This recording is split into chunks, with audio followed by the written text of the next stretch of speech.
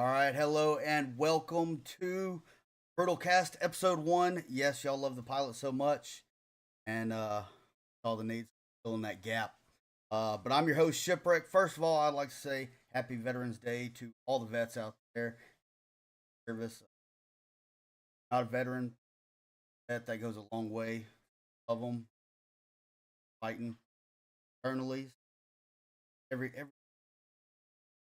But back to the podcast. Today's podcast is going to be a good one. We're going to be talking about utilities and attachments. What better guest than Animal House and James Bowk from Mayhem? These players are the top tier of Onward, and what a group of guys to have on the show to talk about utilities and the attachments. What's going on, fellas? Welcome to the podcast. How's it going? Hey, how's it going? I'm ready for this one. Yeah, so I mean, James coming in like top tier, like A deer or whatever. And I like to throw things. Yeah. And just insane. It's all jacking up. James is his own mortar squad in game. Yeah, absolutely. As soon as you said utilities, I'm like, I'm here for the nades. Yeah. Just give me some nades in our next match, and you can buy my time. Perfect.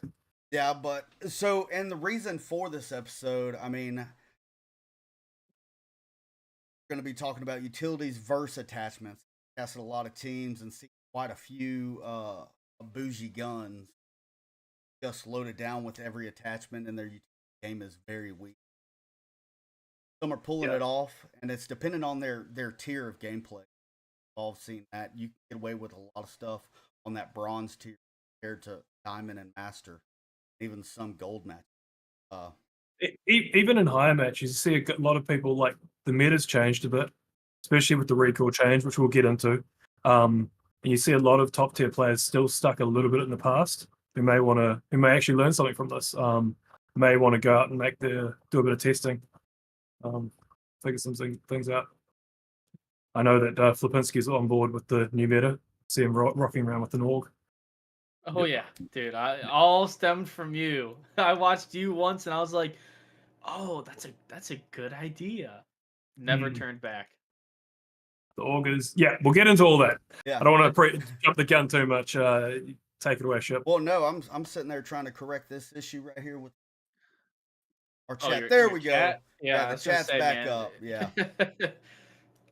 You in that chat. Well, I was working on it last night, and man, it went crazy on me. I went live last night at like 1:00 in the morning. Jeez. Wow. But yeah, so I think I already know y'all's answer, but in y'all's opinion, what's the way to go when it comes to trade-offs versus attachments? I know some are just have that tactical advantage.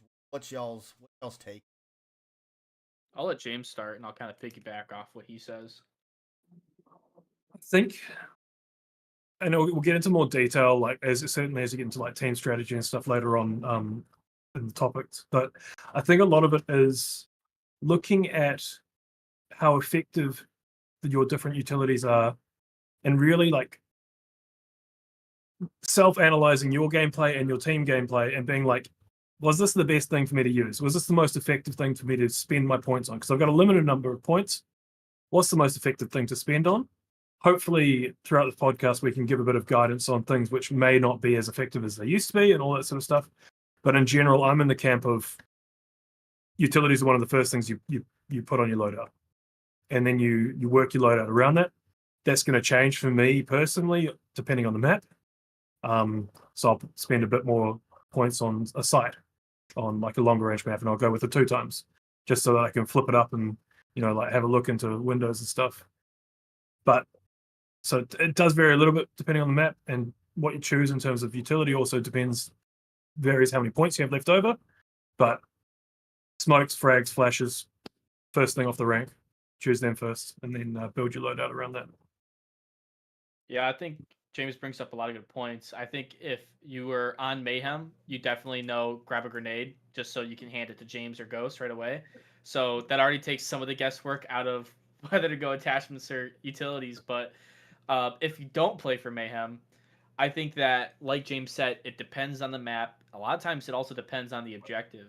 I know a lot of teams, like for Subway, basement objective, bottom floor, people might take more utilities just to try to clear out that service tunnel.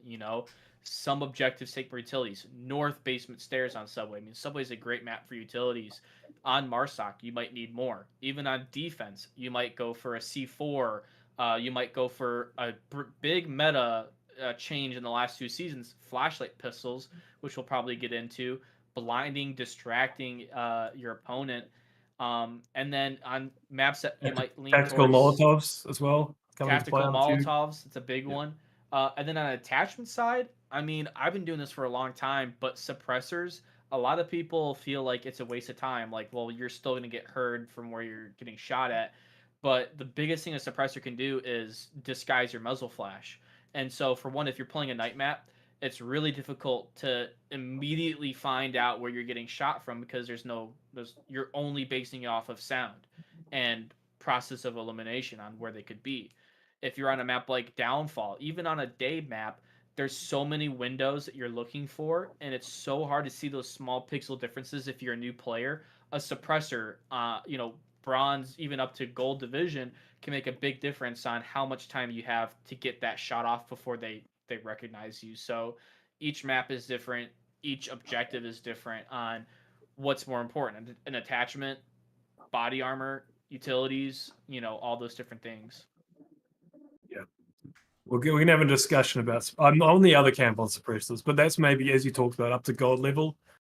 Right. Maybe more so, as where sound, you can still hear someone with a suppressor, and you can hear the variation of inside versus outside shots. Right.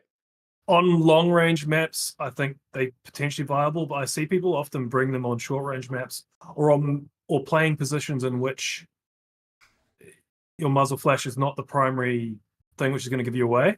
You're not sort of shooting in that sort of way. And then I'd just sort of come down to, like, is there something, would a flash have been better? Because that's 3 points as well. So, like, it's bringing a suppressor if you've run out of other stuff. Okay, fine. But if you've got other things to spend on, I'd potentially consider something else instead. Do we want to dive into anything right now, or do we just want to do a brief? Yeah, we can. We can. Want to go over the? If you want to go go into the? I wanted to ask you start guys. with attachments first. Like, should we go over the gun attachments and how they use? This would be in reference to an attachment here. I want to ask you guys something.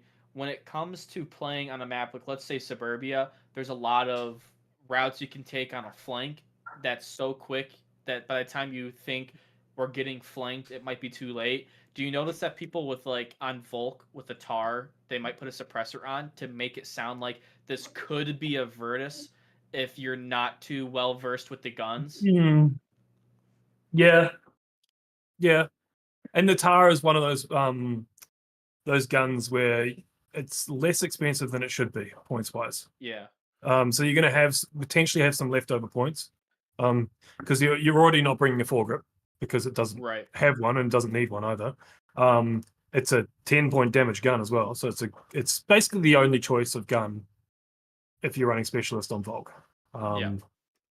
Some people prefer other guns from, like, the non-bullpup aspect, maybe, or sometimes I struggle with the tar because it's got a slightly different, like, angle of aim as you bring it up. So I prefer the 104, but yeah, I do hear people running suppressor, and you might, if you've got leftover points, which you probably do, if they're running a double flash. Yeah. If they're running, what did that come out? If you're running a double flash, suppressor and suppressor hollow or something. Yeah.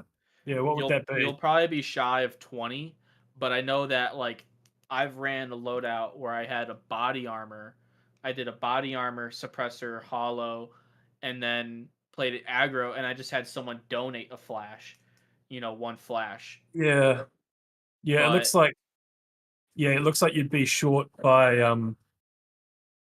1 point. So if you had a tar with the holographic, and body armor and 2 flashes, you'd be short by 1 point. So you could actually blank that out, go with a suppressor and have 1 flash and grab a flash from someone else. Yeah, Right. you only got 2 hands. You only got 2 slots. So yeah. And depending on and this is going on into another question later on another topic, but like the strategies. I mean, that comes into play on, like, if I'm playing like a Overwatch position where I'm not going to utilize a flash, I'm going to have one give away, and that's a predetermined. Yeah. So I mean, you're going to get this flash playing in the competition. Yeah, Even though the it's not support in role. your class, it's going to be in class load into the games. Yeah. With like the tar chat and all that, should we run through like how the potential meta of guns has changed as like an initial high level, and then then jump into like what attachments you might want to prioritize? Yeah, and then because the only how do you want to run through this? Yeah, the only thing I could find, I tried pulling up the that little damage sheet that you had done. All I could find was the old one. Last up, it's 2020. It's all the same. Oh, so the damage hasn't changed. So one thing which you'll notice in that spreadsheet, for everyone listening, is I think you find it in like the Onward Discord new player help. It's one of the pinned messages in there. But within there should be an update to the recoil on it. So there's one thing, the biggest change which has occurred with guns since what a lot of League players define the meta. So the old meta was AK-12, AK-5C, Mark 18, MCX also meta, and then less so on Volk Specialist. TAR was a meta, but not to the same level until they did the points change. So those are the old meta guns. With the points change, they seem to adjust to a little, in my opinion, maybe slightly too far back the other way on some of those guns. They made them more expensive than they should have, but they also drastically increased the base recoil and also reduced how effective a foregrip is. So when you take all of that into account and take out all of your sort of previous assumptions on what a good gun would be, you come out with some different options about what guns you may want to choose. So to give some high level on that, AK-5C, basically, I would not expect or want to see teammates running that anymore for a few reasons. One, augers. So AK-5C with foregrip has more recoil than an aug and the same damage. So you're gone and spent something, and it's a 6-point based gun with a foregrip 4 points. So you get spending 10 points on your gun, and the aug is what, a 6-point based gun. So you're getting 4 extra points for a gun which does the same damage with less recoil. So that's basically one where I'd be like, okay, you should probably consider maybe not running the AK-5C. And they have the same rate of fire, right? The AUG I believe the AUG might be AK-5C. ever so slightly quicker. They'll be in I'm that looking gun. at it. It's like 680, 650. So yeah, AUG has 680 RPM, so it's slightly faster. And less recoil, more compact as well. The one thing I'd say is reloading is different. So it's something to get used to. Spend a bit of time with it.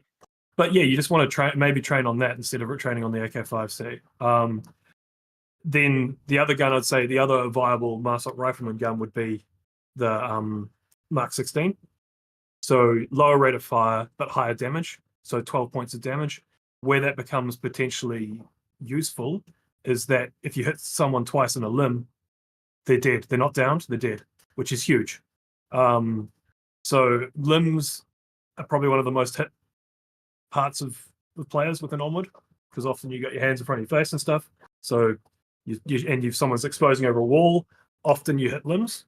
Or someone's side of their body, they don't know it's exposed, all that sort of stuff. So if you can hit a limb twice and they die rather than get downed, that's pretty awesome. So that's what I'd say would be the meta sort of rifleman Marsok guns. As you get into Marsok Specialist, it all goes out the window, but they don't really have a good specialist gun anymore. Yeah, no, it's usually just the MCX and the MK18 that most people run. I mean, I see you pull out the Commando every now and then, but Run is that that Everyone- for Rivet yeah. speed? class. Yeah, everyone. I'm pulling out. So Commando over the Mark 18 is because you've then got a lightweight gun for speed, Right. and so it's all about trying to get to an early line. Everyone thinks it's because it's a good gun. It's not that good a gun. It's an okay Right. gun. It does a bit more damage than the other ones. But really, Marsok Specialist doesn't really have a good gun anymore. You've got the Yeah. Mark 18's pretty good, but only if you're running an M203 on it, in my opinion. That's why Yeah. you'd want to bring it. If you're not doing that, it's a low damage. The recoil spread's pretty bad. It's not even a light gun. You may as well run like Yeah, a it's the same support. speed as a Same speed as a AK5C, yeah. right? Or if you need more, like if you've all your 3 riflemen are run out, maybe you want to practice on the M16 support class, Yeah. or even the L86, so you can bring Well, drummies. looking at your damage spreadsheet, the Mark 16 in support does less damage than the Mark's 16 and Rifleman. So it's an M16 support, sorry, not a Mark 16. Oh, sorry. Yeah. I see that. So Yeah, it's got the M16. So that's again, it's a burst fire gun, but it's a pretty good gun. The bursts aren't that high spread, and it's a gun which, if riflemen's are used, and I'm not using an M203, support M16 will be my go-to gun. And then you could bring in you might have someone running marksman who might run an M16 as well, again because it's medium, which is better than sort of the heavy. All the other marksman ones are heavy, but yeah. I like running R. Yeah. Voting It's probably the most common DMR for Marcel, would you say? Oh, absolutely. It's yeah. Doesn't sound as good as the Mark 17 though. Best Right. sounding gun in the game, chunky boy. Yeah. So yeah, that's what I'd do is like an overview of like maybe the meta change of Marsok guns.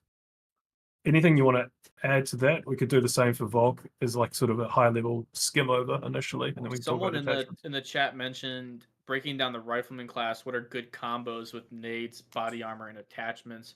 And if the extra syringe option's good for battle medics if the role is very situational. I think just going real quick, I know James can do a much better dive into this. When it comes to finding a good combo with a nade, body armor, AUG, if you're on Marsok, always. It's a cheaper weapon to use. You like James is going to mention, you don't need a foregrip. Put a sight on it if you need one. I definitely do. I know some people are crazy and they go iron sights, but not everyone can be like them. Who are those people? Nades, body armor. You can grab a nade, you can grab a body armor, and you can also take a smoke with you in that same loadout as well. So you can have 2 utilities with an AUG combination. If you feel like the syringe is more viable to you, you could drop the smoke and pick up the syringe instead. Because I know with the smoke, body armor, nade, AUG combo, you're at 20. So you'd have to get rid of something in order to pick up that extra syringe. I feel like the odds of the situation where in an uplink competitive match where you do need that extra syringe, it is rare. It's not to a point where I would rely that I need to take it almost every round. Maybe if you're playing like an objective on Snow Peak, that like kill box room on the northeast side of the map where you've got 4 defenders all inside, maybe you could see that taking that extra syringe is helpful because you already have people in the area. You're not risking yourself going out to try to pass a syringe to someone who needs it. But even then, I think utility is probably, a little bit more beneficial, like a smoke, flash, any of those, rather than taking that extra syringe, at least for uplink. Yep. Yeah. I'm going to one-up your AUG loadout, though. So you're going to what? One-up your AUG loadout. I'm going to go with a 1 point less gun.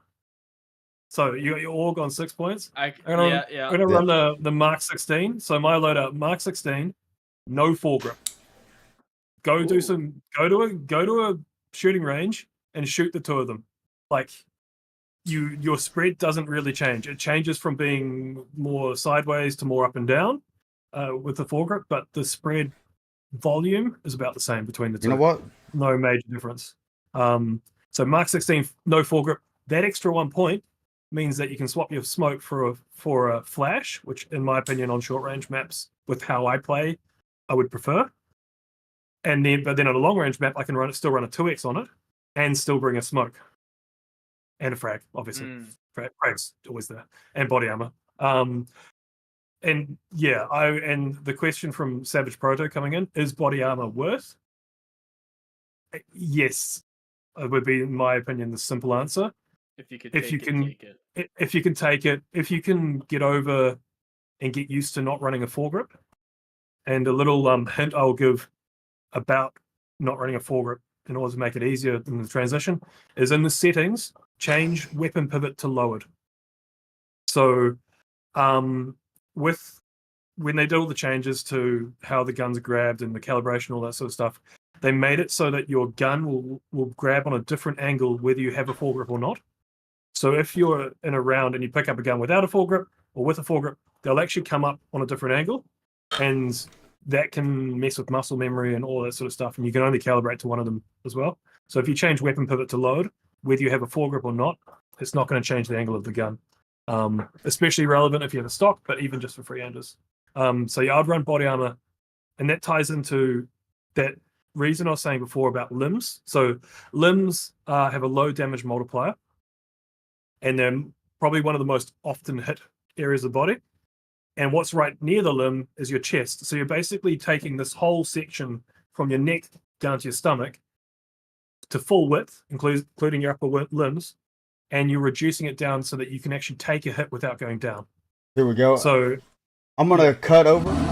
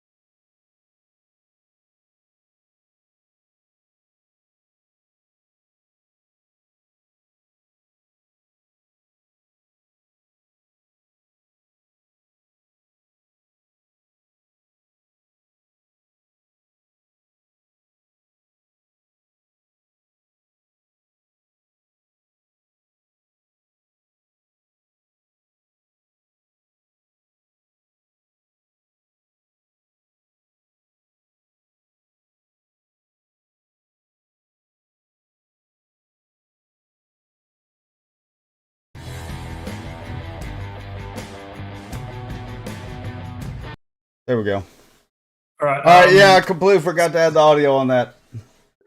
So quickly as to when you're looking at that, I was saying a lot of the top tier players, when they were first learning the game, or at least the ones who've been around for a while, they were playing with the requirement of bringing a foregrip, basically. So as you saw on the left, you had the old images of what the foregrip did, and it went from a massive spread to a tiny spread. And it was like, you have to have a foregrip. All your loadouts are bringing a foregrip because without it, you're really disadvantaging yourself. Whereas now, it's more of a nuanced choice. You may want to choose something else. And then I was saying the AK-12 might be something where you might bring a foregrip because the foregrip actually has a bit more impact than on the other guns.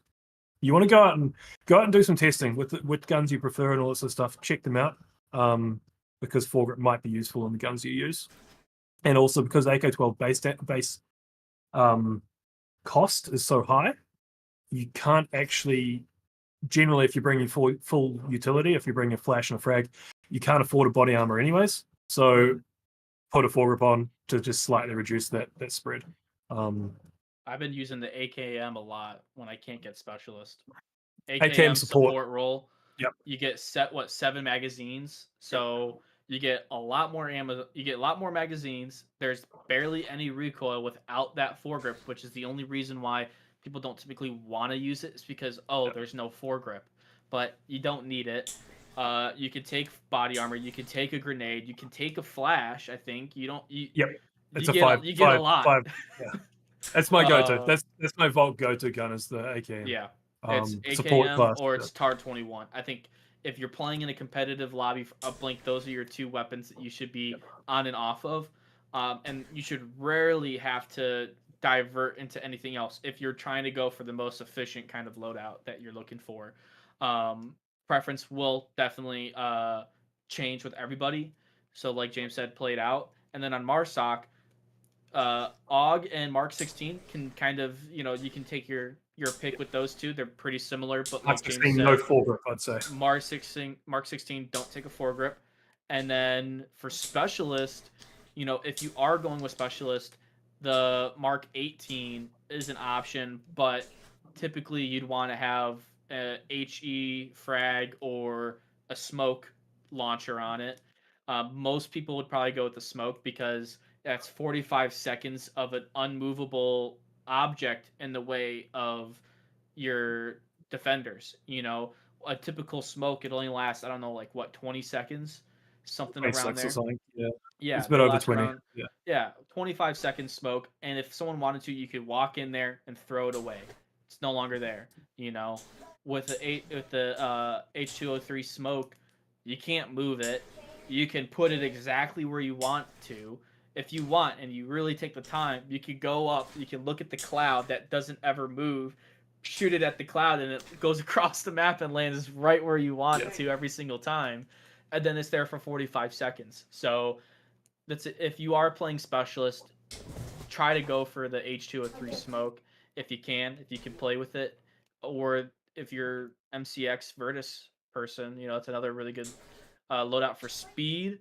But you gotta be accurate because it's such a fast fire rate. If you're a little bit off, you wasted like half your mag already on the player. It used to be a laser, like ridiculous. Yeah. It's no longer a laser. It's got some decent spread and some low damage. The amount of times I've dumped a whole magazine from the MCX and the dudes kept on running. I basically no longer use the MCX just because of that reason. I'd rather bring the Commando. Someone mentioned foregrips with LMGs. Yeah. Yes. Yeah. True. So LMGs, are we referring to the like M249, SA80? I think if you're gonna take a support class, go SA80. If you know that someone on your team can use the drum mag, it's always good to donate extra ammo to someone throughout a round, especially if they're maybe running AP for whatever reason, just so that they have some more ammo. But PKM. I haven't used LMG since they've nerfed the movement speed on them, and since they increased the recoil on them so much.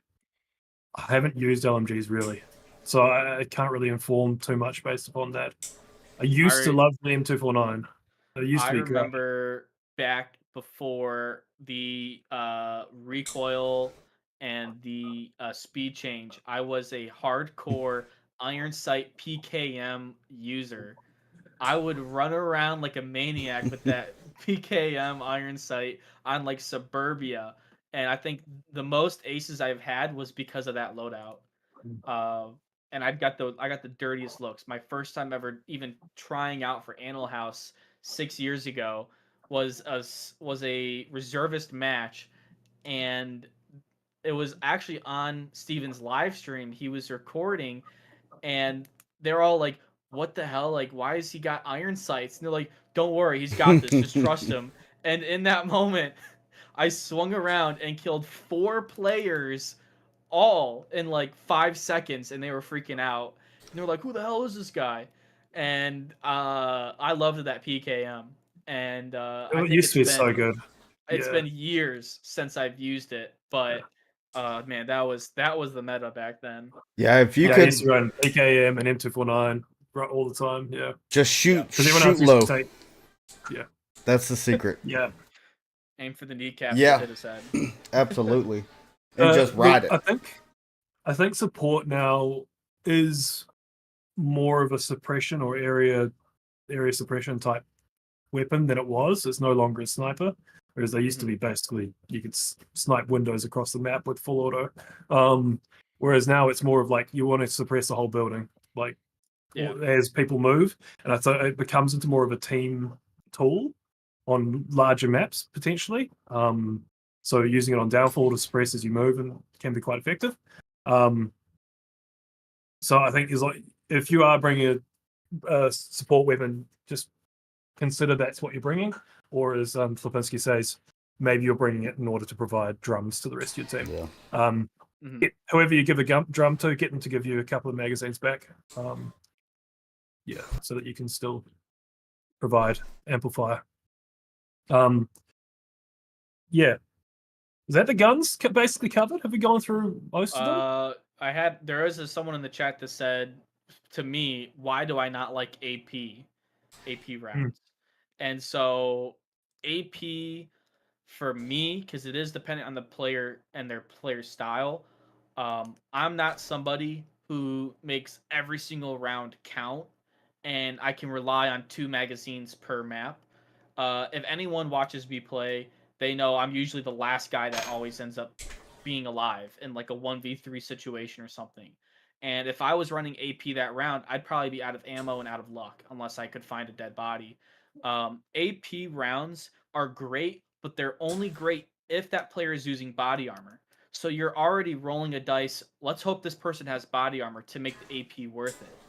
And then that as well, you're only saving what 2 rounds on that player if they are using AP. So it's like do the math. And you got to hit the plate the torso.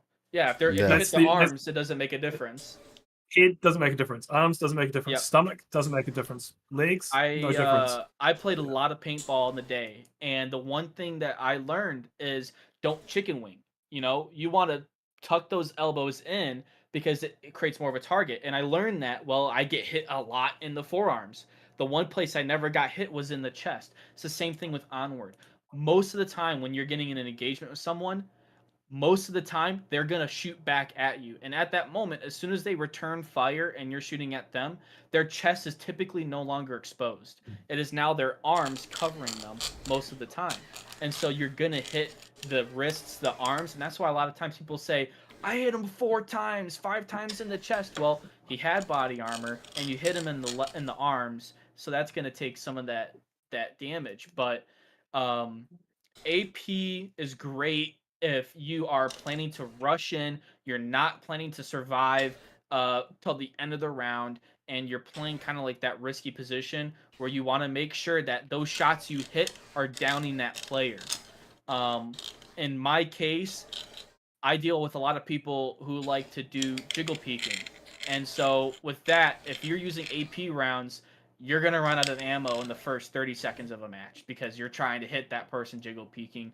With 7 magazines, 5 magazines with FMJ, you have more time to pre-fire. You have more ammo to waste. And so that's why I don't use AP. It's not like AP's bad. It's just not for my play style. So I used to use AP, but I'm one of those guys. As soon as I jump in the map, I'm hitting that selector switch, and I'm in semi-auto. Just round accountability, it's ingrained in me. And that's part of my training, having that round accountability. But back to what you were saying about when you get into those engagements, it's actually they're not shooting them in the chest; they're shooting wherever they're looking. And 9 out of 10 times when you're engaging somebody, you're looking at that gun. I mean, we see it. I see it all the time. Because I mean, you're just pointing at that point on a flick. You're just pointing. You're looking. You're seeing it, and you're looking at their gun to see if their gun's coming up. So that's where you're shooting at. And so yes, that's going to be the hands. That's going to be the arms. That's where those rounds come from. But even now, it's worth self-analyzing your videos on that too. Mm-hmm. So I not too often, but occasionally will go back through my videos and just look at all of the kills and deaths I had, and just be like, for that match, I got 15 kills. 9 of them were actually not head on. 5 of them were nades, and 1 of them was a head on kill. Like, it's worth going through and considering that and being like, what would have been the best like use of points there? Like, on this cross, did I survive this cross because I took a hit because I had body armor? You know, all that sort of stuff. You can go through it and just be like, what would have been best? Would me having a smoke at this scenario actually allowed me to get out of there? Having those extra mags, could I have suppressed and moved, but instead I had AP? You know, like, just go through and analyze your particular play style and what your position is as part of the team, and adjust your loadouts to suit that.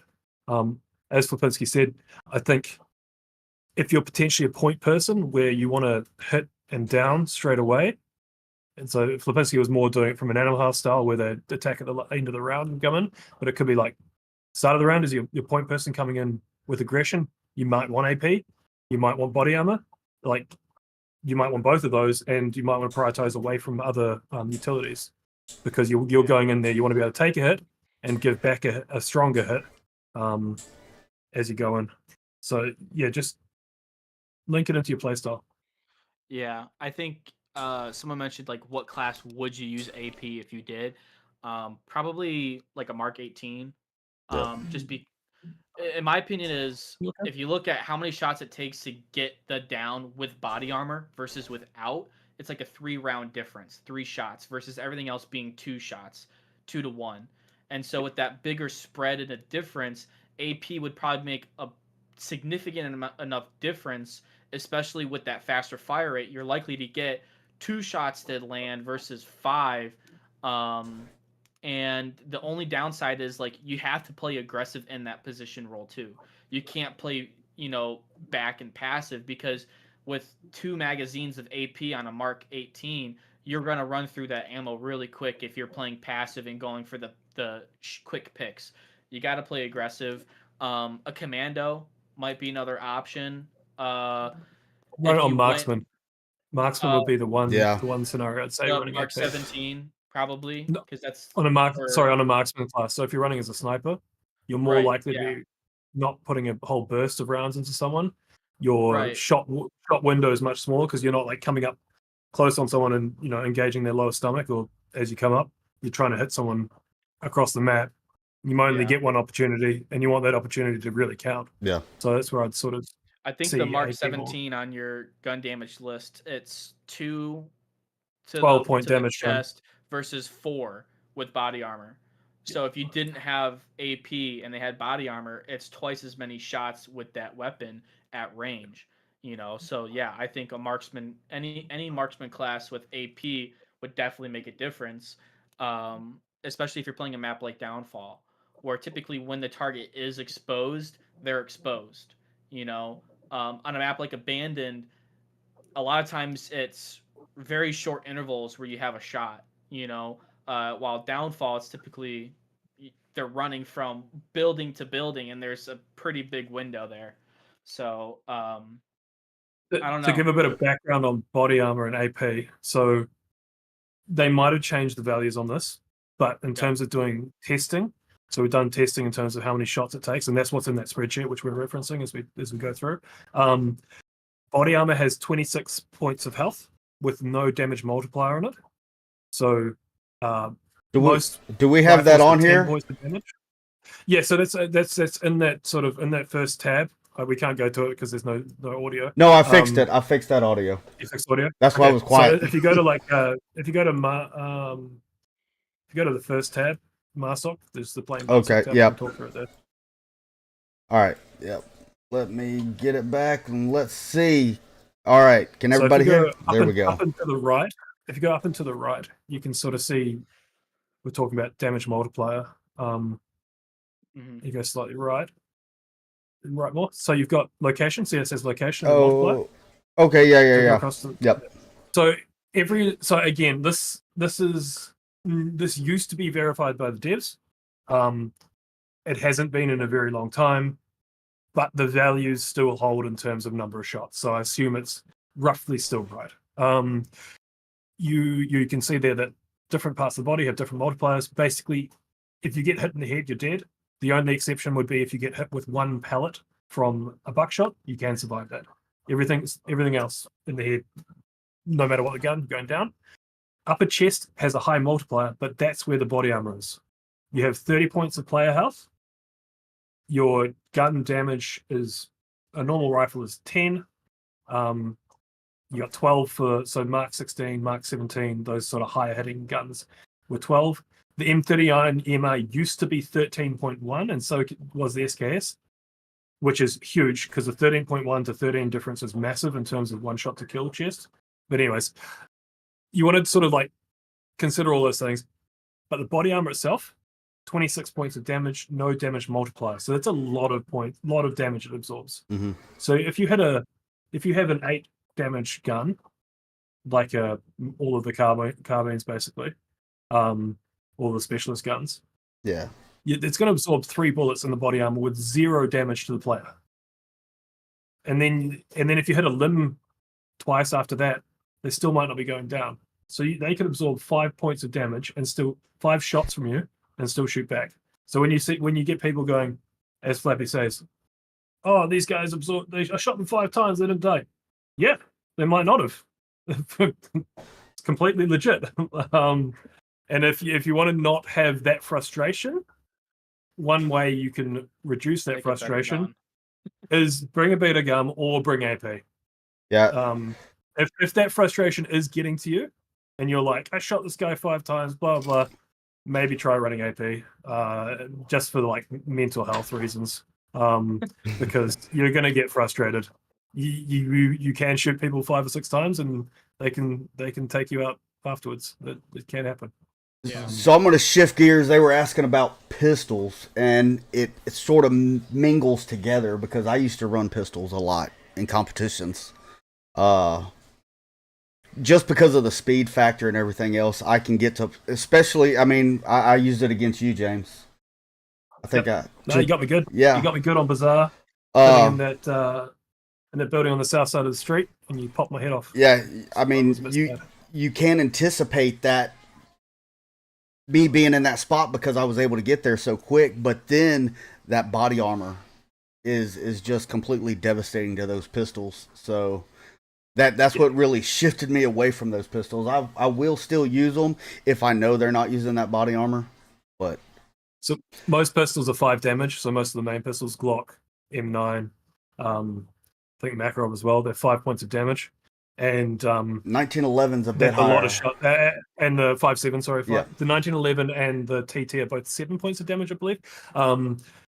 So that's a lot of shots to get through body armor. That's 5 shots, and you still haven't got fully through the body armor. Yeah. So you can be hitting them 8 times, sort of thing, which is a lot. That's half your magazine from a Glock. Yeah, the TT 6.9, the 1911 7. Yeah. So yeah, gun wise, that's sort of, I think we've covered all the guns in terms of and body armor. Well, now they're at and what brought up the pistols was the flashlights. Yes. Flashlights for me, it's easy to overcome, and I guess it's not common knowledge in a lot of players. All you have to do is throw your hand up or your gun up, and it blocks that vision, and you can see completely around it. So that is, if you're playing someone that doesn't have that experience or that knowledge, then you can easily overcome that flashlight.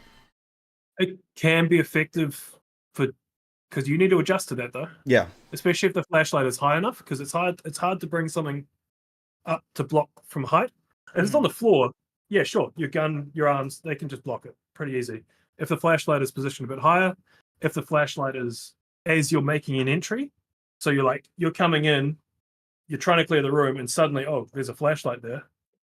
That can be hard to deal with. So I think there are some viable. One particular objective which I'll reference on this would be egress hotel objective. There are some tight entryways with short entries with multiple locations for the defenders to be, and flashlights can be super effective there.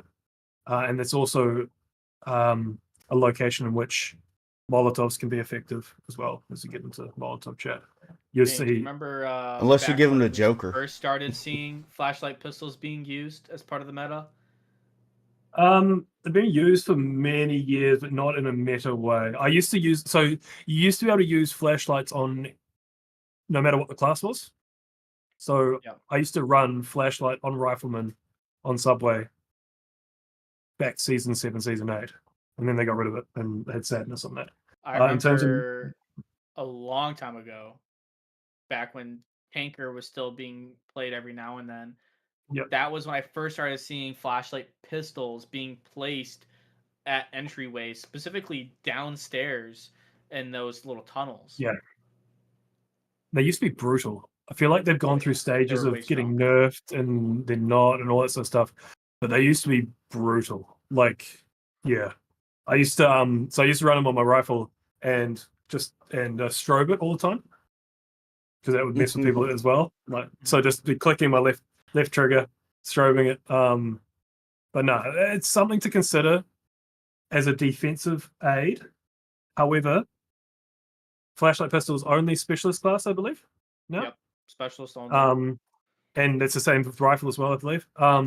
And you can't use it on the Makarov, so you're already going to have to spend points upgrading to like a 5.7, and then spend points on the flashlight.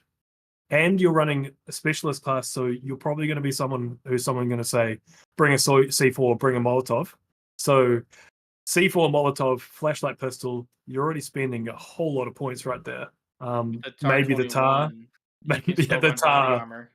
The tar might allow it because the tar's so under. You can go tar, sight, body armor, flashlight pistol, and C4, but that's it. You don't get any throwable utilities. You could drop the body armor, run a molly. You could, yep, and then you could which for some objectives, extra fortified defense there. Yeah, and that's viable for some objectives, I'd say. Again, that's would come to that egress hotel objective. So that's how we run it. We have both specialist people bring a Molotov, flashlight pistol, and C4. Yeah, and the Molotovs go on certain locations, C4 and go on certain locations, flashlight pistols go on certain locations. They have to deal with our push-up players, and once they're dealt with the push-up players, you now have to deal with that sort of breachable line of defense with guns stacked up behind that line of defense as well. So yeah, and not just guns, you got people coming in and trying to just deal with the C4 and stuff. You've then got a frag coming through that doorway onto that C4 because you've got you pair it with players who can use frags as well. So make sure you have some people who trained up on that. Yeah, flashlight pistols definitely a meta. You got to learn how to use it, where to put it, but it's definitely something that you should spend time studying and learning the best places to put them. Yeah, and making it more difficult so it's not compromised just by having it to where you can easily still be looking down your sights, covering that light up. So, like I see it a lot coming down subway tunnel out of service. And I mean, all you have to do is, if you hold your gun right, it's not going to affect you at all. No. Right. No, it is harder. Again, it is a bit harder if they're higher, but you can still deal with it. Mm-hmm. And you also need to though you're going to be thinking this anyways, but it's a useful sort of trigger to be like, oh, look for C4s, look for player potentially behind these boxes and all sorts of stuff. You should already be doing that. You should already be spacing out. You should already be looking for people behind those boxes.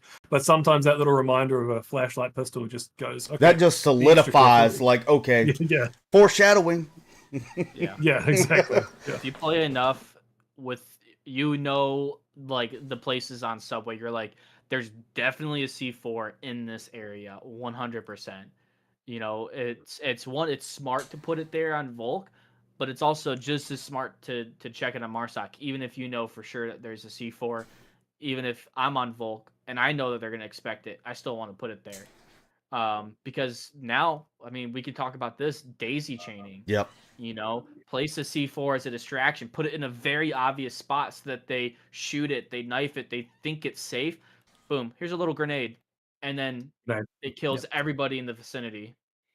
So Yep. that's how we run Subway. Yeah. There's certain objectives on Subway where Center market. it's purposely. Hey, this C4 is not hidden. This C4 is there. Look, they have to use a grenade to deal with it. Yeah. So they're using a big utility to deal with it, which gives away that there's someone there as well. Because they can't just knife it, because everyone knows that myself or Ghost or whoever is going to chuck a frag exactly on that spot and blow it up. So it's a great way of forcing them to use utility and also knowing if they're there. Because with other C4s, you don't necessarily, like, if it's a C4 which is hidden, they might actually get past the C4 without you knowing. Yeah. Whereas if it's not hidden, they're not really going to sneak past it. They're going to knife it, in which case your clacker gets the red light and you go, oh, they're there. Okay. Yep. Little clue. Yeah. So C4 can be used in multiple ways, and someone said that it's seen as like a training wheels version of a frag. But I'd probably argue otherwise. I think a C4 can be more challenging to understand how to use effectively more than a frag can be. I mean, frag, it's timing and accuracy, but C4 takes a little bit more strategy to use at times too. I have a love-hate relationship with C4 in general. I think in terms of what it adds to the game, like in terms of me personally dealing with it, it's not the end of the world. But like in terms of whether it adds positively or negatively to the game, I love placed C4s. I love what it does tactically in terms of shutting down entries and all that sort of stuff. Like, and I love the tactical aspect on defense around it. I love that what you need to do on attack in order to deal with it, all that sort of stuff. I very much think that throwing C4 does not add to the game in a positive way. I hate that too. I hate that so much. I've only ever shot it and deactivated it once while it was in the air, and I've only done that in a shooting range. I've only done that in a shooting range. Never done it again. So is that how you get James to tilt? Throw a C4 at him? Yeah.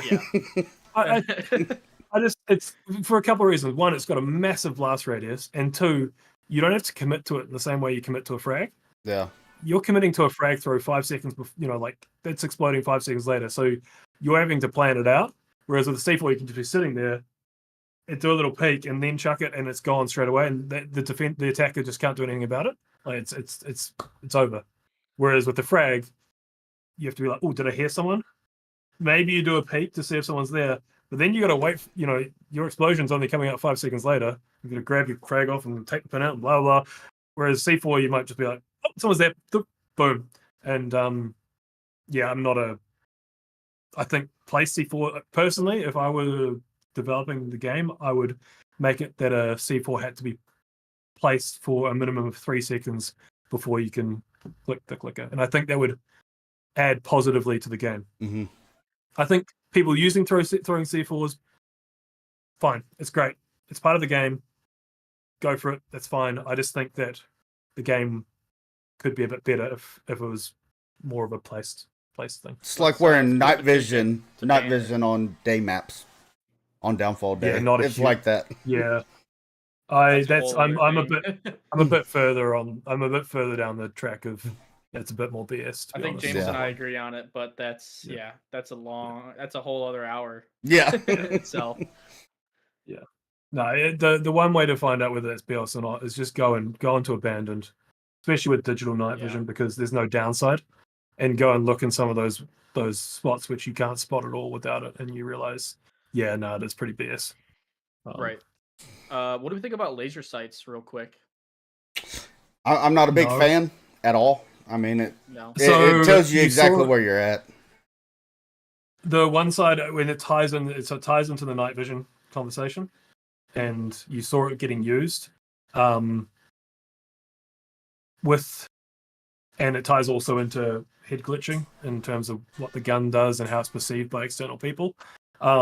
You saw it getting used in League play for a little period of time with IR laser and digital night vision on certain maps. Not necessarily, it doesn't have to be custom, but it was most often used on USS Quest.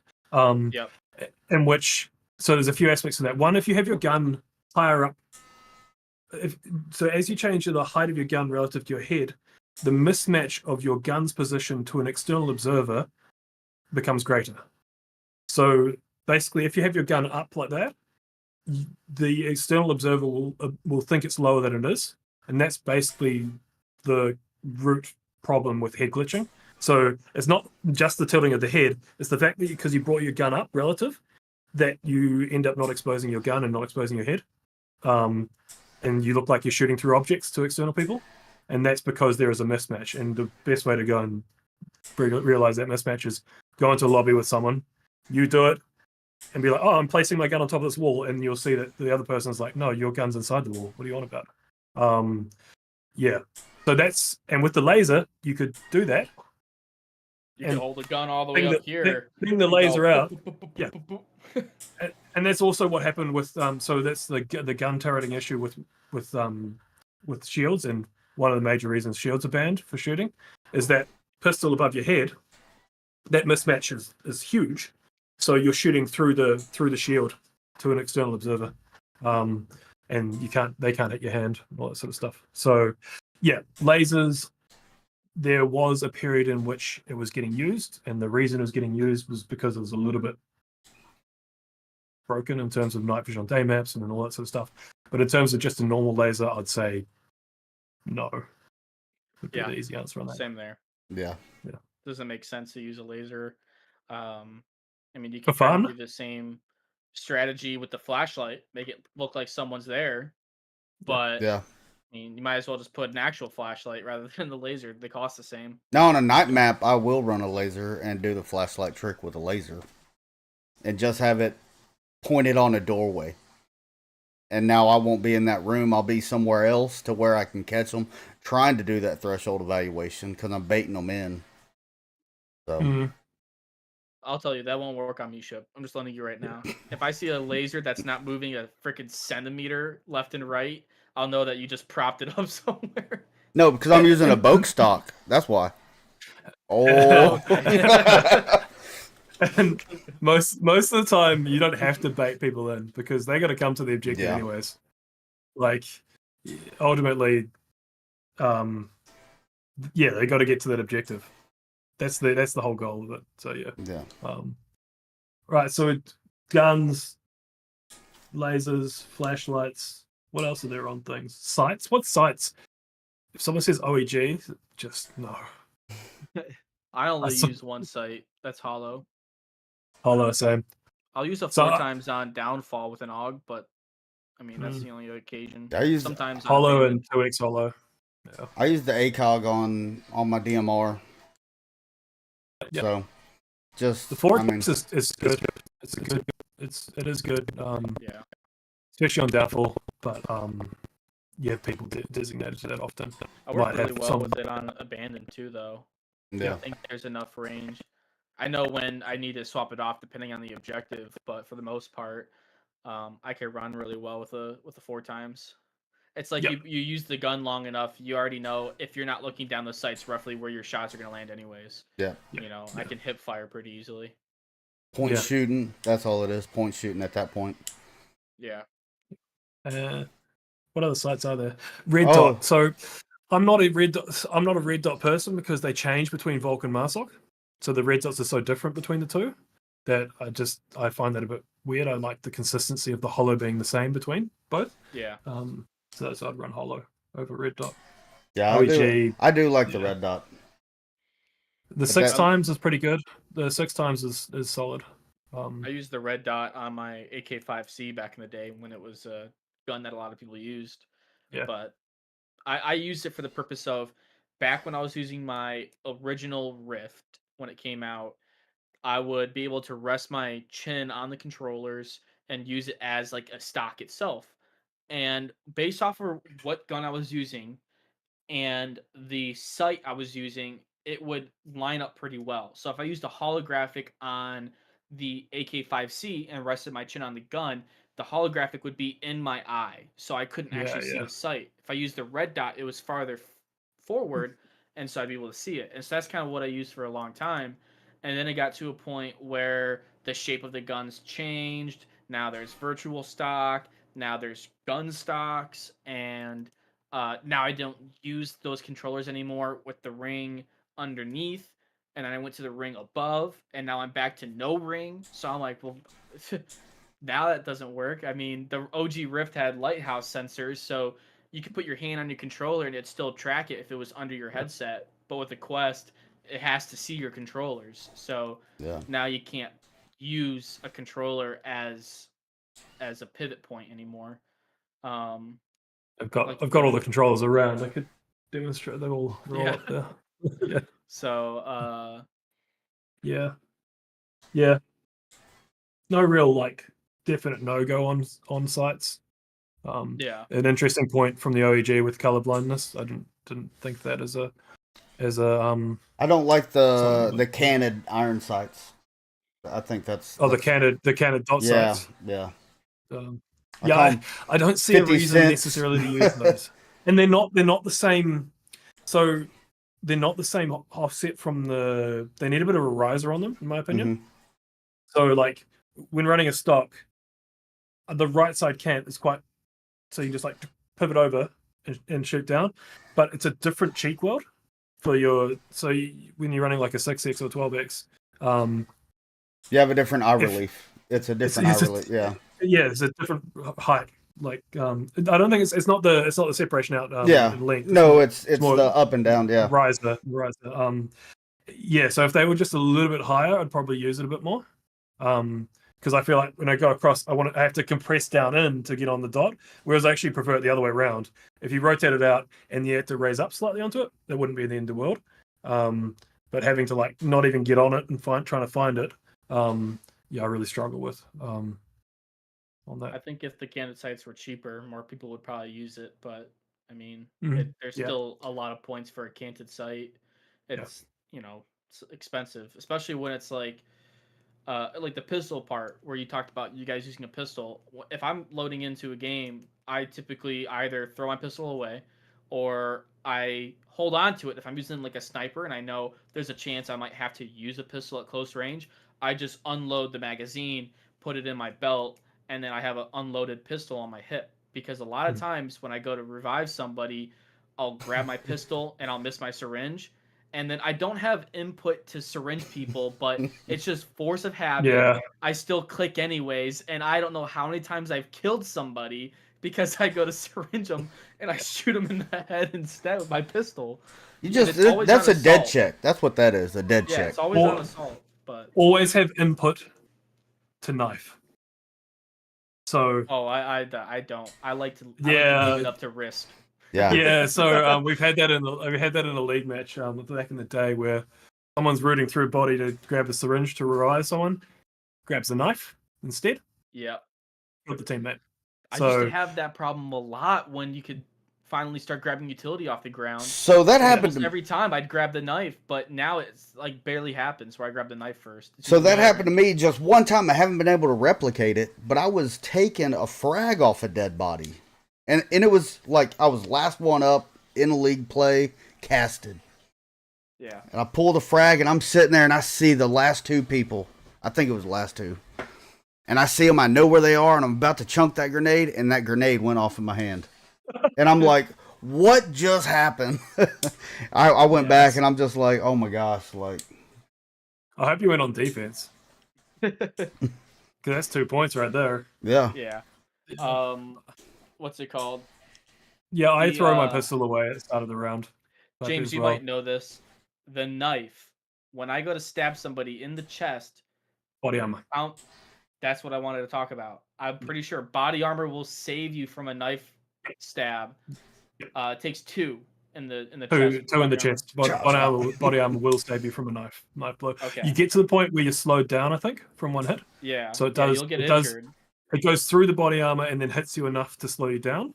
So it does take it off, but body armor will mean that you can take a hit from a knife, which is Yeah. something to consider if you're trying to sneak up on someone and knife them.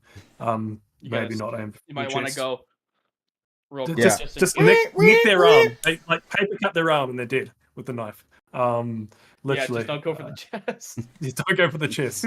Go for their pinky. Yeah, exactly. But no, I chuck my pistol away and for a different reason. So it's not for the reviving. So I run chest pistol. It's just what I've run since I first started playing the game, and my utility on the hip. And I've had a couple of matches in which I've gone to grab my rifle off my chest, come up, and been shooting a pistol. And so, trying to take someone out on the subway as they're attacking North Stairs with a Makarov, when you're expecting your rifle to come up. Yeah, not so good. So yeah, I make it safe, unload the magazine, take it around to the chamber, and then chuck the pistol away. You don't know who could pick up that pistol, so you make it safe first. The exact I just have that process muscle going on. memory, so You could have children running around on subway or something, like they've gone out for the day, they're just coming home from seeing a show. You want to chuck it away safe. I did find a pistol in real life at a park in the leaves. Well, I found one on the side of the highway, but I was looking for it. Well, Yeah, I think okay. mine's a better excuse. Mine was because it was on like a hidden NBC Dateline. What would you do? And so cameras came out, but oh Jesus. Yeah, no, Was it Chris Hansen? no, he was. It was some other. It was some lady. I don't know who it was, but a show on Subway Ultimate. Like, okay, so you go out for the evening, you come home from the theater, you take a subway to come home, wouldn't you? yeah, most people who are going to the theater are taking the subway. Well, I lived in London for a bit, and that's what we used to do. We'd go out for the night or whatever. You'd come home using the subway. Yeah, I've never ridden in a subway. I live too close to the ocean, too below sea level for that. I don't think we have any in New Zealand yet. There's one going in Auckland at the moment, but we don't have any other subways in New Zealand. I eat their sandwiches. That's just about it. That's the only subways we got. Remember when they first came out? That was so good. Oh yeah, and the Quiznos, they came and left. Yeah, then they slowly got like their quality just dropped out a bit. Yeah, blame it on Jared. Yeah, we could blame that on Jared. Yeah, I'll just stay away from that conversation. Yeah. So you're gonna talk about the season. Talk about VMS. No, we're talking about attachments and utilities. We're getting very sidetracked, but we are talking about attachments and utilities. Yeah. So where are we at? We've gone through guns, we've gone through sights, we've gone through foregrips, sort of. Yeah, I think that's just about it. So have we actually talked about like smokes and frags and flashes? No. How to use them? No. Yeah. Like the proper uses, or everybody's interpretation of proper uses. Yeah. What y'all's proper use might not be the same as mine. Yeah. I think use your utility. Don't waste your utility. Mm-hmm. Make sure you do use it. Bring utility because it can help the team out much more than just helping yourself out. Your loadout is not just for you, it's for your team. There might be team tactics where, and you want to discuss these with the team, get everyone to buy in, where you need certain numbers of frags and flashes and all that sort of stuff, and to clear all the certain spots as you go through. Like Subway North Stairs attack, we want a certain number of frags, we want a couple of flashes and a couple of smokes because we've got certain spots we want to frag clear, we've got certain spots we want to flash and then come around and clear, and then we've got other spots we want to smoke to move through. And you need your whole team to buy in on it because it's not, you can't carry all of them yourself. In terms of utility usage, I can probably talk about frag usage a bit. So frags, I think, as Ultimate just said, airburst better than ground throw. I think that's more comes into cooking. So one of the most important things of frags in general is cooking. It's about knowing spots you want to hit as well, but it's about cooking it. So that airburst aspect is part of that, and that is the amount of times which a frag is thrown and hit the ground, and then a little curb or something saves the person, or a step saves the person from getting hit by the explosion. It's very frustrating. Whereas if you airburst it above the head, that explosion is going to take out that area, which is quite good. But yeah, cooking is the most important thing. Map knowledge is the second most.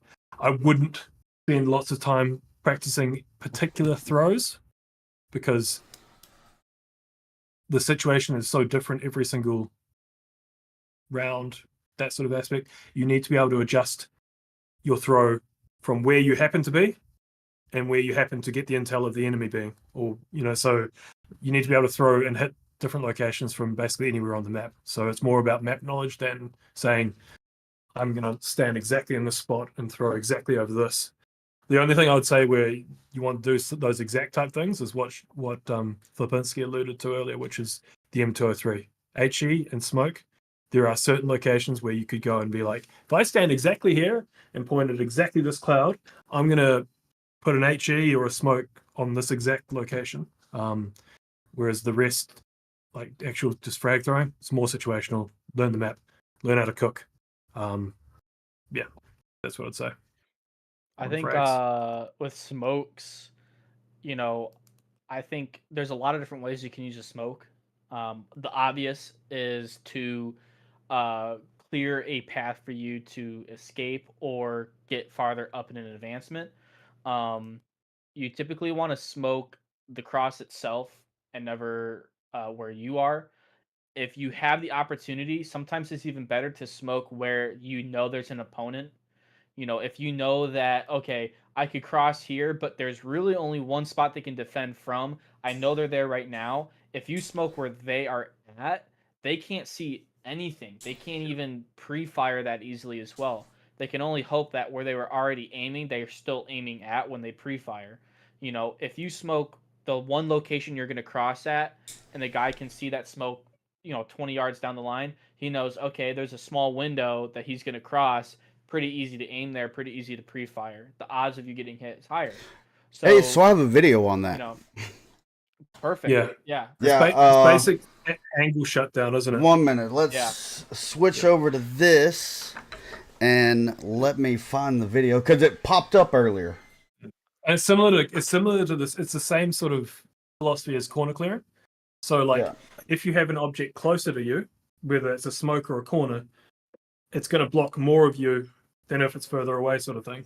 All right, so here we go. This is we were utilizing 40 mics. So how we're trained to use it, we want to try to smoke where the threat is. Where the threat is. So we're not telegraphing our position or our path we're wanting to take.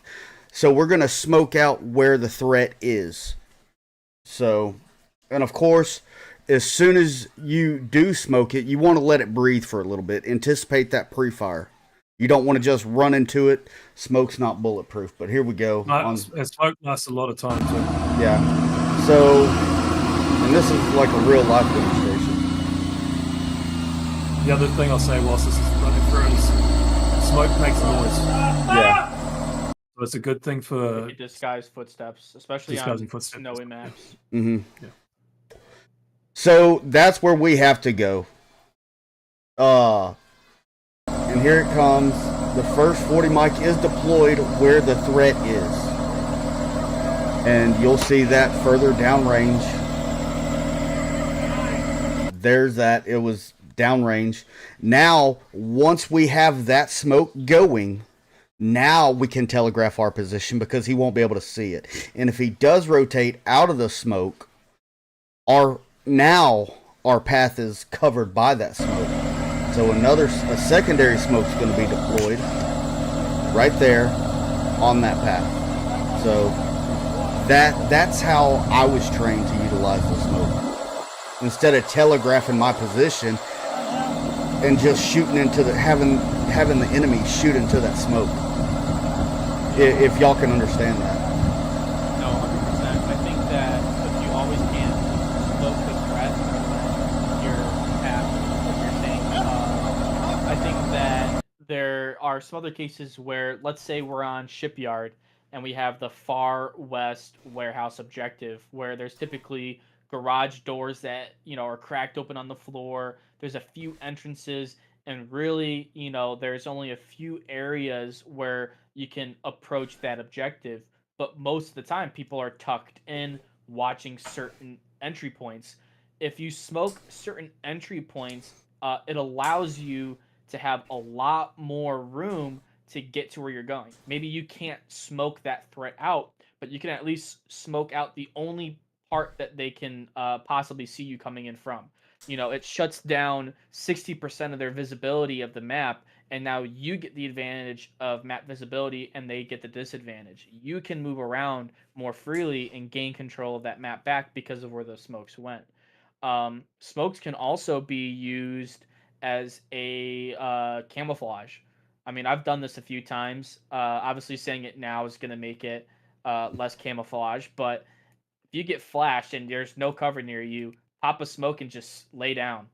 Yeah. The amount of times that people will walk into the smoke in the open on purpose when they know that you were in the area is pretty low, because why would you choose to blind yourself in an immediate threat engagement?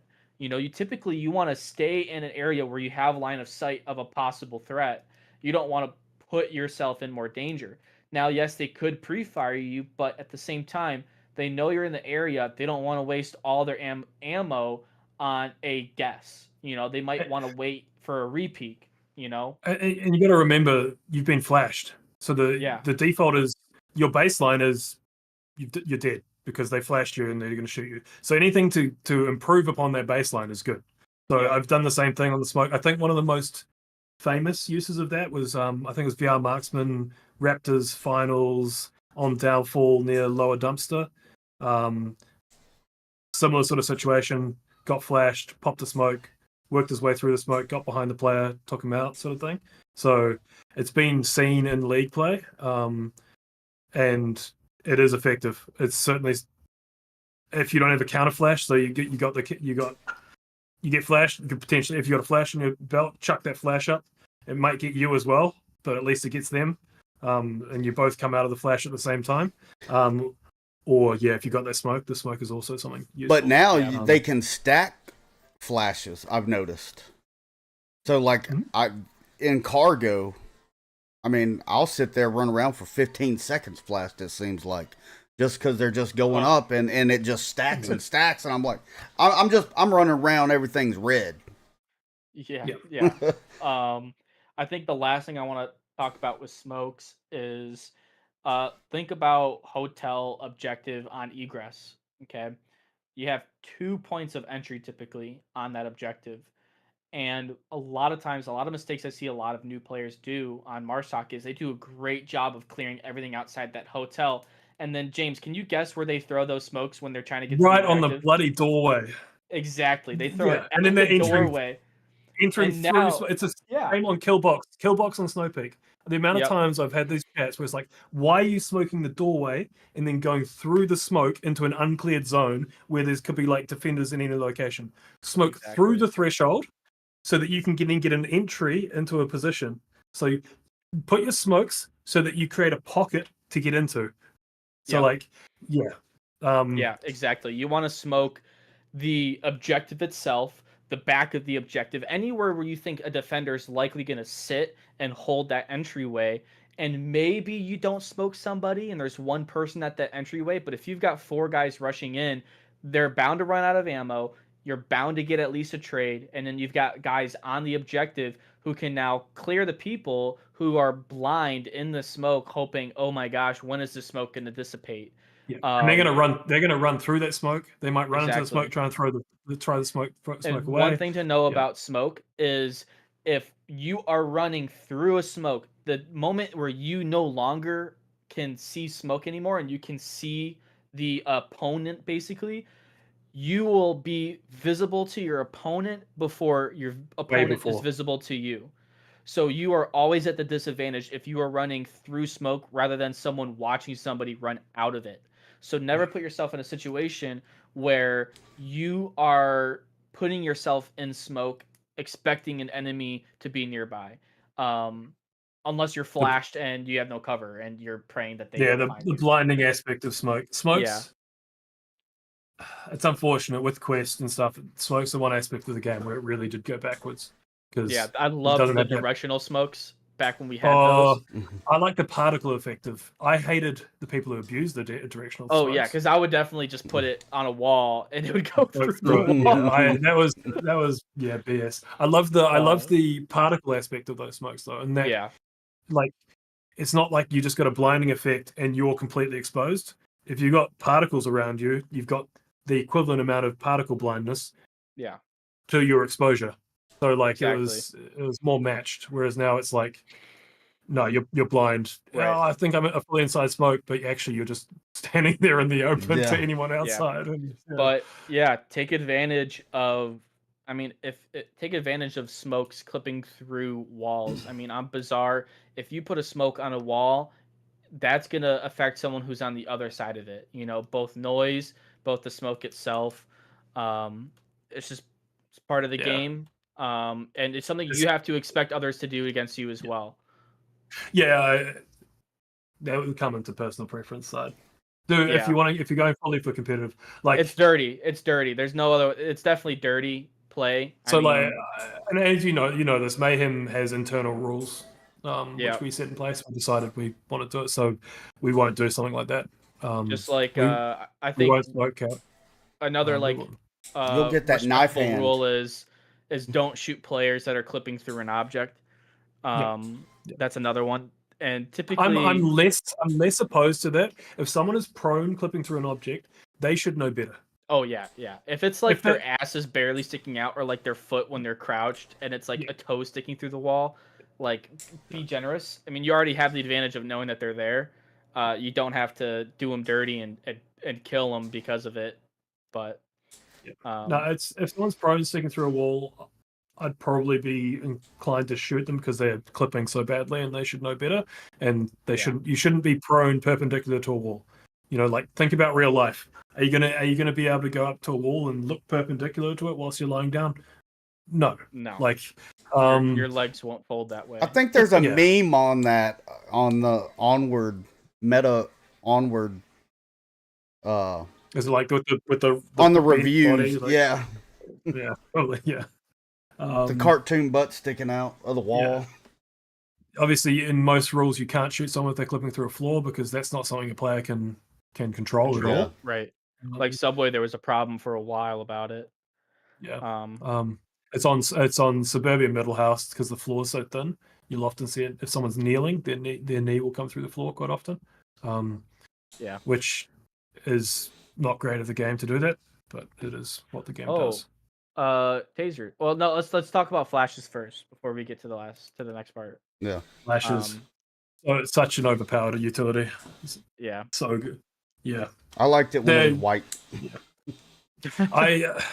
If I didn't have like basically a requirement now, like a name to live up to with frags, I probably would have switched to flashes more.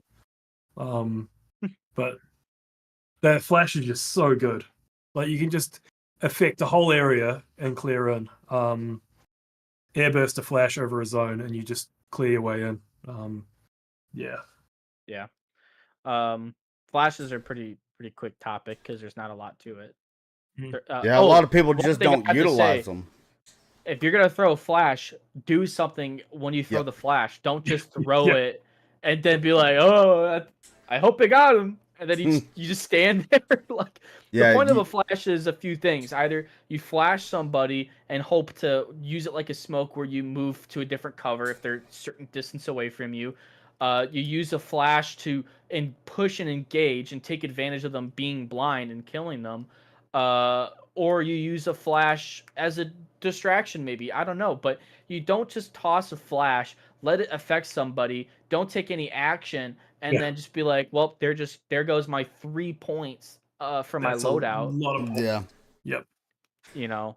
Yeah, they don't push on them. I mean, it's a device. It's a distractionary device, and I mean, it throws off their OODA loop. Of course, they're blind and they can't see, and it's over exaggerated in the game than it is in real life. but it's still a psychological thing that they have to go through, even if it's in the game or in real life. So I mean, Right. it's only a few milliseconds, but that flashbang goes off. And it kicks them back. It's like, okay, what's going on? Where am I at? Let me orient, and throws them off, and then that's your time to act. Of course, anytime you throw any type of utility or distractionary device, smoke or flash, you want to let it breathe. You want to let it breathe for a little bit for that quick reaction. If they're sitting there knowing you're about to come into that door and you throw a flash, their first reaction is to pre-fire that door. They can't see. So you let it breathe. So you're not getting shot at, dumping into that room. So you let it breathe. If there is a choke point entry, I'd say that's true. But if it's just a flash and you're coming up from multiple different locations, then you might want to no, take advantage of it. But coming in through that choke point, you want to let it breathe, and then you push in, taking advantage. I see that a lot. They just throw the flash, and they're like, "Boom, you're flashed," and it's like you did nothing. You just blinded them. Do I get a sticker now? Yeah. You can also cook flashes. Yes. You don't see it used often, but it can be very useful. So and it's one difficult. thing, like with frags, if a flash lands, and I've had this happen to me, that's why I now cook them, flashes. If it lands next to a railing, like one of the rails on Subway, and someone's on the other side of it, or prone, they cannot get flashed, and that's very frustrating. You're like, I flashed this whole area, you come through, and the dude shoots you straight away. You're like, what? So sometimes you want to just, it's a short cook, but you want to cook it so that it airbursts as it comes through the doorway. But that also will affect, because I've seen it affect frags and C4. The railings. So basically, you have to have line of sight to kill. If there's a non-penetrable object, it needs to line of sight through. Yeah. Tasers. Tasers. Be brought out there. I have one. It's the worst 5 seconds of your life. I think if you have the extra points and you have nothing else you could spend it on, take a taser. You never know when you might have an opportunity where there's a downed Volk player that is in cover, and you can hack their tablet. I've never seen that in a league match. It's happened to me a couple times. I've seen it in one of those. I think it was in like not a custom map tourney, but that sort of equivalent, like a tournament type thing, rather than an actual match. I've seen it used then. You know what I'm not sure of is, I don't know if there's a rule about giving up. There's going to be. If there's not already, there is going to be. Because that's a way to counteract that is unfair. You know, if you get downed, can you just give up right away? You know, let's say the enemy is, a 5-second walk from you. Can you just give up and be like, oh, well, I'm down, and give up? And is that fine? You know, can you give up the moment you realize they have a taser and a hackable tablet? You know, at what point are you allowed to give up, and what point are you not allowed to give up? You know, I think it just, if making a rule like that, you just have to blanket make it. You can't give up. After like if you get downed by an enemy, basically, I mean, like if you give up at the start of the match, it's different circumstances, because you're round resetting. But you can't give up from downed, is what I'd say. Right. But there's also another rule. I found this out the hard way. TK. You can't intentionally down teammates. No, that's much against the rule. I found this out before there's a rule, and I think because of this they made it. But I was like, oh well, like what if you put someone that's standing above this box here, and then I down them, and then their body's hidden in the box, and then they can make call outs all they want, and then later I can go revive them. Like, could I do that? And then we're like, that's definitely exploitable, and so that's definitely an exploit. Yeah, so and then they made a rule about it. Yeah, Scooby-Doo did it on Quarantine on the AC vent roof. Got down on purpose to do the call-outs across that whole region, and I believe that's when the rule came in. I think I'm not 100% sure. I have to look that back up. I believe it was quite a while ago, back in the day, and it was like, wow, okay, this is definitely an exploit. You're doing something. You're taking advantage of something the game does. but it was Wicked and not I did it intentional. in a scrim once, and then we realized this kind of sucks, just not having a body. So then we just gave up on it. And then I later found out, oh, someone made it into a rule now. So I was He like, just needed a vape break. That's what that was. yeah, exactly. No, it's definitely, if you just take a step back from it and just think about it for a second, you realize, yeah, it's definitely an exploit. Like, Yeah. it's not intended for the game to be like that. Oh, yeah, exactly. yeah. Just because it can happen in the game doesn't mean it should. Exactly. Yep. Yeah. And there's two layers of that. There's one, there's the exploitable aspect. There's also, but then there's other layers where it's like things which have been added for fun. Potentially, some of them I'd be like, would this even does it add positively to the competitive aspect of the game? Right. Like I'd almost in some ways there was a season in which smokes were not used, and I enjoyed that season a lot. I thought it was just colored smokes couldn't be used. We could use white. No, there's a before that. Oh. Before that, a couple of seasons before that, there was a season in which smokes were not used, or half a season in which smokes were not used at all because they were so broken, and yeah, it meant that you had to work more as a team to suppress windows and stuff. Like it just felt more of a team game because you're actually using suppressive fire instead of smokes and stuff, and it was just, yeah, I enjoyed that. There were certainly at times where I was like, it would be nice to have a smoke on this cross, but most of the time, the suppressive fire or acting, when a distraction is going on somewhere else, it was fine, and the positives outweighed the negatives. So there's be things like that where it's like, okay, maybe the game would be better, a bit simpler. Rivals in the chat saying that is a rule in VREL. You cannot self down or down a teammate. It should be a rule in VRML as well. It was a rule in VRML, but they did go and try and standardize all the rules a lot, and a few of the rules got lost with that, which is frustrating. I miss the good old days where you could just go on top of the roofs of Bazaar. Those were fun. Just the roofs of Bazaar. Exploits. Oh, jeez, no. You just walk up to the building, you put your hand on your head, you in real life walk into the pole, it teleports you inside the model for the building, and of course DPI or Dante didn't build the model himself for the building, he bought it, and the one he bought had a staircase that took it to the roof. And so you could just walk up the staircase after teleporting into the building, and then you had roof access on almost all the buildings, which is hilarious. I think there's a staircase in Egress to that top center mall or bar. Or the hotel? Yep. Yeah, there might be. I mean, because there's a hole where as a caster I can go out of the map and see. Just like, I mean, if y'all have ever watched any of the cast, I do it on not on official cast, but on like my Brutal cast, I will set up camera angles outside of, especially like on Red Room or that area, I'll push out of the map of Subway. And Subway, yeah. And then they fixed a lot of it on Subway. Huh? They fixed a lot of parts on Subway where you could just easily fly outside the map. Yeah. One of them being in Sex Alley.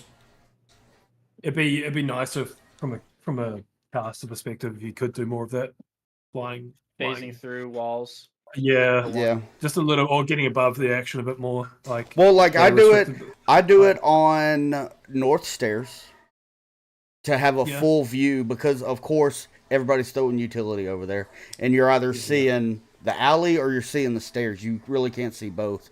Well, on the angles I use, I can see both. Pushing through those narrow tunnels over there in Service and in Red Room, I'm outside of the wall, and also in Horseshoe. I can watch both angles coming up to the stairs. Yeah. In such a good map to play, but such a hard map to cast. Yeah. There's a way in custom maps where you can make it so that the caster can go through objects and walls, but it's very difficult because to do it, you have to take off all the colliders and hitboxes of every object and wall and replace it with invisible barriers that Downpour programmed. Because a spectator can fly through an invisible barrier, the ones that players can't. but they can't go through hitboxes or mesh colliders that the objects in Unity have. So, which makes it really complicated to actually set up. But, and then obviously the map height is set with a like a program that prevents objects from phasing through again, which sucks. But yeah. All right. Well, I think we've covered everything. Yeah. They've got a lot of knowledge to chew on after this. So Yeah. Someone get ChatGPT to go through the transcript and create a summary. yeah, Yeah. there we go. Because if someone wants to get, well, what loadouts do we use? It's going to take a lot of listening to figure out what. Yeah. I know I've seen it on Whatever. VRML, but sometimes YouTube does that. They summarize Yeah. everything. So They're pretty good. Like I did it for work recently and did that summary thing, and I was like, oh, okay, this is actually summarized good takeaway points from it. Yeah. But yeah, my personal summary of our chat would be go and do some testing of current guns and their recoil, because I see a lot of people using guns because they used to use them. And go and look at how you die and how you kill within matches, and see whether what utilities would potentially help influence that towards a way which would be more beneficial for the team. And then also part of that team aspect, communicate with your team and be like, what am I needing to bring in order to help this particular attack and all that sort of stuff. There's nothing more frustrating than loading into a particular round and being like, okay, we need a lot of utility for this. You look over to someone and they got a Gucci gun and nothing on their chest, and you're like, dude. Oh, cool. Oh, that happened to great. Lapinski on Cargo. He was like, who does this? Who doesn't carry utilities? Yeah. Yeah. My takeaway for the summary is, if you don't care to go and study and find out what works best for you and you just want a direct answer, I think James and I kind of agreed on most of the weapons. Mark 16, AUG, then you've got the Mark 18 with M203. Mark to 18 cover myself. M203, no foregrips. You go for a body armor if you can, with your utility. Use a flashlight pistol on defense if no one else on your team's using it. It's good to probably have at least one on most objectives. But make sure you know where you're putting it. That's like the only thing I would say to study is make sure you at least know where you're putting this pistol. Don't put it on the ground. Put it somewhere at eye level. Do at least that. Or I'd do above eye level just to keep it. Yeah. Something that's at least going to make so it's hard for them to see the direction of where you're shooting at. At least that. And then for Volk, then the obvious TAR 21, AKM. I think those are easily the two guns you should use based off of points, based off of damage, based off of all the utility you could bring in ammo. AP, don't take it unless you get tilted pretty easily about why you're not getting kills right away. Or if you plan to play aggressive. And then once again, body armor. I think those are kind of like the most of the takeaways. You can adjust all those here and there based off your play style, but integrate Molotovs and C4s into your defense. But practice with mollies. Yes. If you struggle with self-immolation and the burning yourself alive, if you struggle with that, which is definitely a problem we've had on Mayhem, place your Molotovs.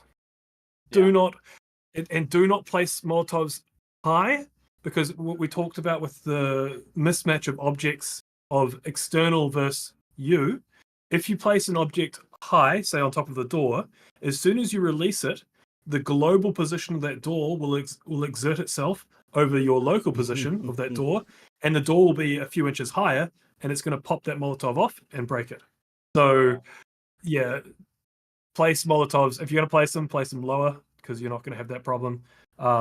You could, if you're really worried about burning yourself alive, place your Molotov, then light it afterwards. It's great for denying an entry for a good 25 seconds. So if you're getting to the point where you're like, I'm panicking about these 3 entries because I'm the only one remaining, and you got a Molotov there on one door, pop that Molotov, focus on the other door entries, and then you bought yourself a bit of time. Correct me if I'm wrong. If you have a lit Molotov on your chest and someone hits one shot onto it, you're dead. That Molotov breaks and you get caught on fire. Yep. So I did see something that Mayhem did unintentional, and it worked, and it was phenomenal. But Mayhem made a mistake? Yeah. Well, it was an unintentional badassery, you could say, I guess. So they threw a molly, and then they threw a smoke on top of it. It wasn't intentional, or I think the other team. And someone, the other team threw the smoke. Yeah, the other team threw the smoke. Egress Hotel. We knew that there was potential for that. So it was on Egress Hotel objective, south entry, Molotov on that doorway. They put a smoke on the doorway, ran through the smoke into the Molotov, making CS gas. Smoke that tickles. Smoke that tickles. Yeah, it tickled them. It tickled a couple of them, I'm pretty sure. But the one I was talking about was on cargo. That y'all did it. On cargo, okay, probably for diamond objective on cargo. Same sort of deal. You know they're going to come to a certain location. Yeah. They're going to use smoke, so they're not going to hear or see the molly. So it's definitely known and intentional because it's a good counter for smoked out objectives, Molotovs, because they're not going to see the Molotov. But yeah, it was intentional for smoke. Not our smoke though. We're not going to put our own smoke on it. Making CS gas. Yeah, no, it's something you can do. It's something you can set up, and I've tried it, but I mean, I've seen a lot of people. Actually. Yeah, smoke that tickles. Subway North Stairs defense, Molotov like on the dumpster, and then chuck a frag onto the Molotov and a smoke onto that as well, and then when people come in, they could just get a bit of a tickle, as you say. Yeah. Smoke that tickles. CS gas. Yeah. It cost a lot of points, but hey, it's something that's off meta for sure. Yeah. Yeah. No, Molotov's pretty good. But dangerous. Yeah. Ask Joker and Minion. I've casted lots of people. Yeah. I've played myself live more than once. Yeah, I did it famously. Well, not sure how famously. Famous when they're onward circles in the final against Raptors or semi-final against Raptors. Some match against Raptors on cargo. Placed a Molotov on top of some barrels and it rolled off. I had much sadness. Yep. So I think that's going to be all. I think we covered all the topics and everything else like that. Unless y'all have anything else to add. No. Well, it was fun having y'all. Yeah. Thanks for coming. Yeah. Thanks for sharing this knowledge. I mean, we had the chats going. Hopefully, we helped a lot of these younger teams see a few master and upper echelon players. But I'm seeing a lot of these young players that are eager to learn and want this knowledge to help them improve. So, and they're doing it. Data videos. Yeah, for sure. Still got some valuable. Yeah, there's some good ones. They're still relevant. I definitely layer it, like some of the stuff where it comes to guns and attachments is no longer relevant because the game has changed quite substantially with that recoil change and with the speed change as well. Yep. The game factor those stuff, in, though, definitely. Yeah, relevant. All the rest of it's really, really relevant, for sure. No, thanks for having us, Ship. And anytime you want me on, I'm available. All right, sounds good.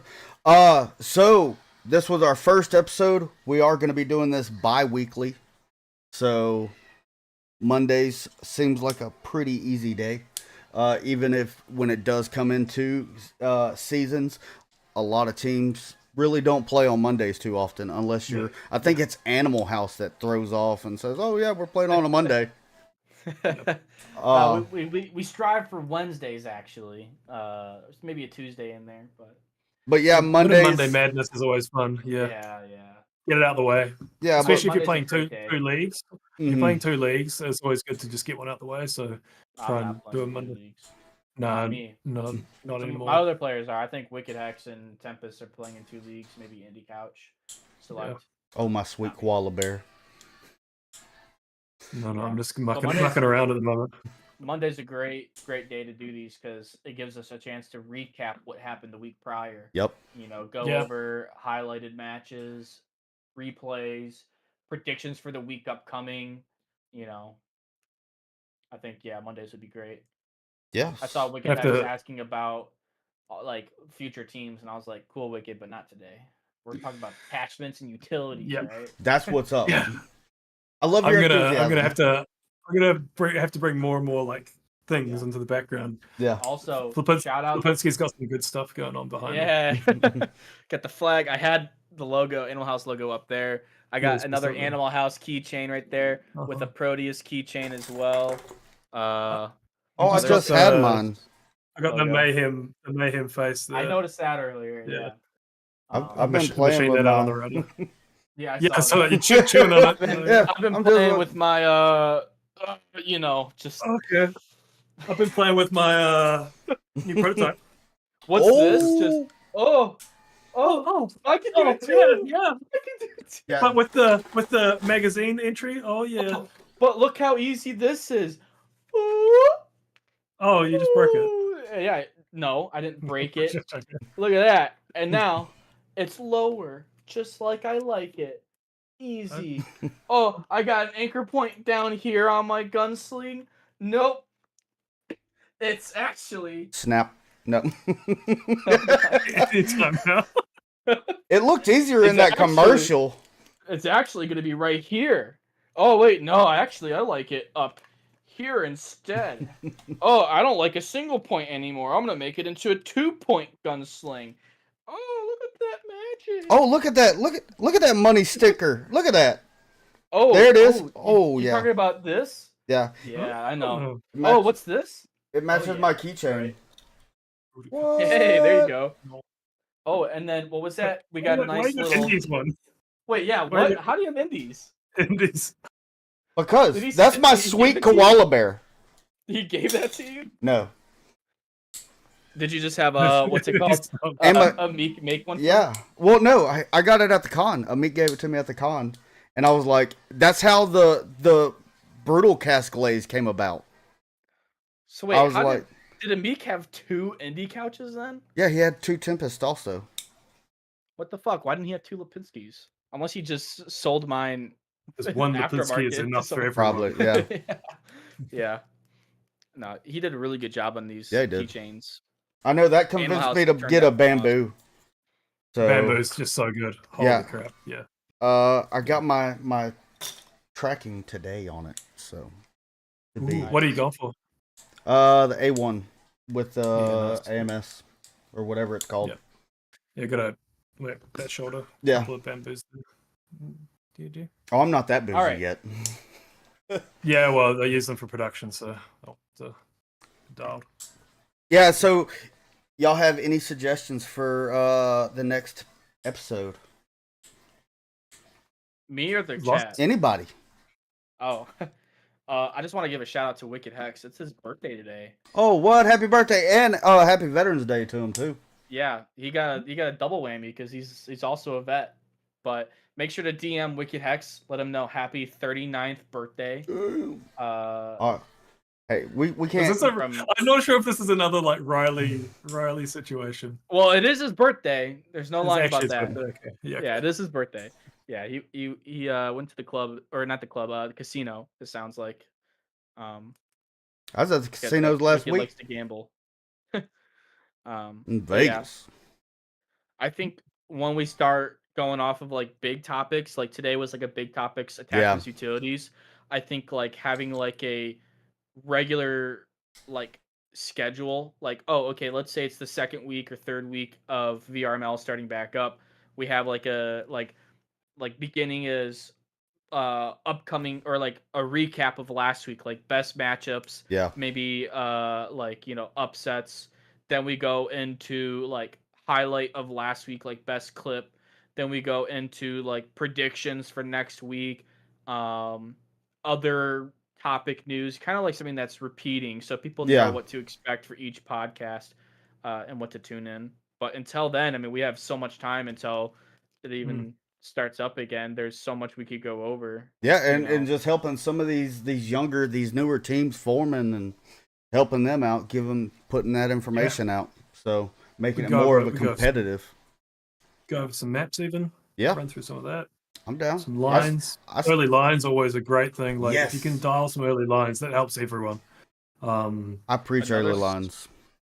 A team could be very generous and could donate a clip of an entire map in a scrimmage that they play, and we could go over pros and cons, be brutal about it in a podcast, one entire map. Do a review.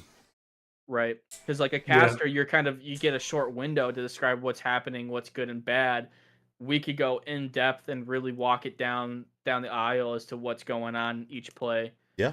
So I've done that in the past. Done that a couple of times for Mayhem ones with Theta, actually. It worked really well. You sort of go through your own match and just like brutally dissect every movement, why you did it, what you're trying to do, what went wrong, most often what went wrong. But like, run through it all and